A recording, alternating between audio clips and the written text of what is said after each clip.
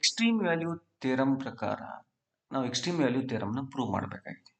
ಏನು, if f x continuous function ಏನು ಹೇಳುತ್ತೆ, it attains some maximum and minimum value in that interval ಅಂತ prove ಮಾಡಬೇಕಾದ್ರೆ ನೀವು ಈಗಾಗಲೇ ಬೌಂಡೆಡ್ನೆಸ್ ಥಿಯರಮ್ ಬಗ್ಗೆ ಕಲ್ತಿದ್ವಿ, ಅದನ್ನ ನಾವು ಯೂಸ್ ಮಾಡ್ಕೊಂಡು ಕ್ಲೇಮ್ ಮಾಡೋದು. ಈಗ ಎಫ್ ಇಸ್ ಕಂಟಿನ್ಯೂಸ್ ಅಂದರೆ it lies between some maximum and minimum value ಅಂತ ಗೊತ್ತು ನಮಗೆ. ಆದರೆ ಇಲ್ಲಿ ಏನು ಗೊತ್ತಿಲ್ಲ, we don't know that function attains that maximum value at that particular interval A B ಯಲ್ಲಿ ಸಿ ಯಲ್ಲಿ ಅಟೈನ್ ಆಗುತ್ತೆ ಅಂತ ಗೊತ್ತಿಲ್ಲ ನಮಗೆ ಒಂದೇ ವಿಷಯ ಗೊತ್ತು, ಅದು ಮತ್ತು ಮ್ಯಾಕ್ಸಿಮಮ್ ಮತ್ತು ಮಿನಿಮಮ್ ವ್ಯಾಲ್ಯೂಗಳ ನಡುವೆ ಇರುತ್ತೆ ಅಂತ ಅಷ್ಟೇ ಗೊತ್ತು. ಆದರೆ ಆ ಫಂಕ್ಷನ್ ಆ ಕ್ಯಾಪಿಟಲ್ ಎಮ್ ನ ಅಟೈನ್ ಮಾಡುತ್ತೆ, ಅಟೈನ್ ಮಾಡಿದಾಗ ಒಂದು ಜಸ್ಟ್ ಸಿ ಅಂತ ಗೊತ್ತಿಲ್ಲ. ನಾವು ಅದನ್ನೇ ಪ್ರೂವ್ ಮಾಡಬೇಕಾಗಿದೆ. Assume M is not attained ಅಂದ್ರೆ, ಆದರೆ ಫಂಕ್ಷನ್ ಕಂಟಿನ್ಯೂಸ್ ಆಗಿರೋದ್ರಿಂದ ನೋಡಿ, ಅರ್ಥ ಮಾಡ್ಕೊಳ್ಳಿ, ಫಂಕ್ಷನ್ ಕಂಟಿನ್ಯೂಸ್ ಆಗಿರೋದ್ರಿಂದ ನಾವಿಲ್ಲಿ ಎಫ್ ಆಫ್ ಎ ಮತ್ತು ಎಫ್ ಆಫ್ ಬಿ ಗಿಂತ ಜಾಸ್ತಿ ಸಮ್ವೇರ್ ಎಂ ಫಂಕ್ಷನ್ ವ್ಯಾಲ್ಯೂ ಹತ್ರ ಎಂಗೆ ಹತ್ರ ಹೋಗ್ತಾ ಇದೆ, ಆದರೆ ನಂತರ ಕಂಟಿನ್ಯೂಸ್ ಆಗಿದೆ ಅಂದ್ರೆ ಅದು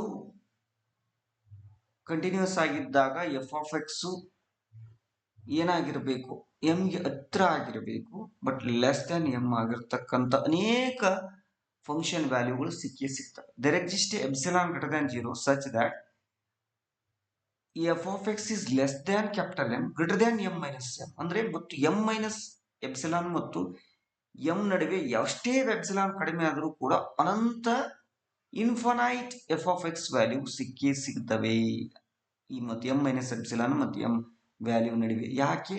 ಬಿಕಾಸ್ ಫಂಕ್ಷನ್ ಇಸ್ ಕಂಟಿನ್ಯೂಸ್.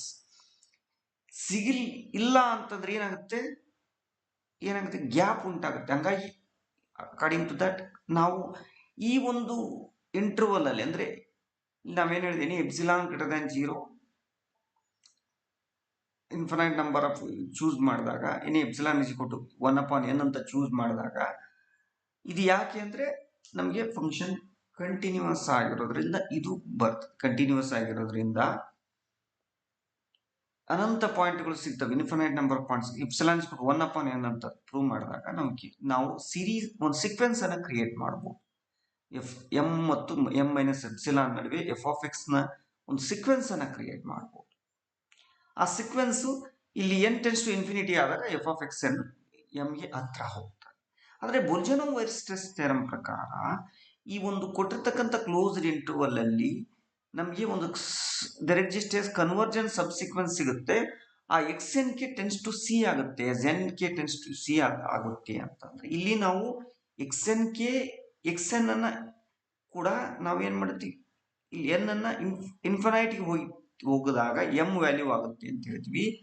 ಇಲ್ಲಿ ಎಕ್ಸ್ ಎನ್ ಕೆ ನೋಡ್ರಿ, ನಾನು ಇಲ್ಲಿ ಬಹಳ ಇಂಪಾರ್ಟೆಂಟು, ಇಲ್ಲಿ ಏನ್ ಹೇಳ್ತಾ ಇದ್ದೀನಿ, n k tends to infinity ಆದಾಗ ಆ ಇಂಟರ್ವಲ್ ಅಲ್ಲಿ ಇರ್ತಕ್ಕಂಥ ಪಾಯಿಂಟ್ಗಳು ಸಿ ಕೆ ಹತ್ರ ಆಗುತ್ತೆ ಅಂತ ಹೇಳ್ತಾ ಇದ್ದೀನಿ. ಇಲ್ಲಿ ಎಕ್ಸ್ ಎನ್ ಇನ್ಫಿನಿಟಿ ಅಲ್ಲ, ಎನ್ ಇನ್ಫಿನಿಟಿ ಆದಾಗ ಎಕ್ಸ್ ಎನ್ ಎಂಗೆ ಹತ್ರ ಆಗುತ್ತೆ ಅಂತ ಹೇಳ್ತೀನಿ. ನೋಡಿ, ಬಹಳ ಇಂಪಾರ್ಟೆಂಟ್, ಇಲ್ಲಿ ಎನ್ ಟೆನ್ಸ್ ಟು ಇನ್ಫಿನಿಟಿ ಆದಾಗ ಈ ಎಫ್ ಆಫ್ ಎಕ್ಸ್ ಎನ್ ಏನಿದೆ ಎಂಗೆ ಕ್ಲೋಸ್ ಆಗ್ತಾ ಇದೆ.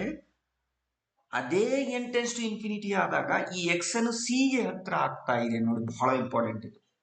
ಇಲ್ಲಿ ಎನ್ ಇನ್ಫಿನಿಟಿ ಆದಾಗ ಈ ಎಫ್ ಆಫ್ ಎಕ್ಸ್ ಅನ್ನು ಎಂಗೆ ಹತ್ರ ಆಗ್ತಾ ಇದೆ, ಔಟ್ಪುಟ್ ಎಂಗೆ ಹತ್ರ ಆಗ್ತಾ ಇದೆ, ಇಲ್ಲಿ ಇನ್ಪುಟ್ ಸಿ ಗೆ ಹತ್ರ ಆಗ್ತಾ ಇದೆ. ಬೊಲ್ಜನೋ-ವೈರ್ಸ್ಟ್ರೆಸ್ ಥಿಯರಮ್ ಪ್ರಕಾರ ಆ ಸಿ ಒಂದು ಎಗೆ ಹತ್ರ ಆಗೋದ್ರಿಂದ ನಾವು ಹೇಳ್ಬಹುದು ಏನಂತ, ಹಂಗಾಗಿ ಆದರೆ ಎಟ್ ಸಿ ಅಲ್ಲಿ ಕಂಟಿನ್ಯೂಸ್ ಆಗಿರೋದ್ರಿಂದ ಆ function value limit value same ಆಗಿರಲೇಬೇಕು. F of c is equal to M ಆಗಿರಲೇಬೇಕು. ಆ ಒಂದು ಎಂ ನಲ್ಲಿ ಒಂದು ಪರ್ಟಿಕ್ಯುಲರ್ ಸಿ ವ್ಯಾಲ್ಯೂ ಆಗಿರಲೇಬೇಕು. M is not attained, but actually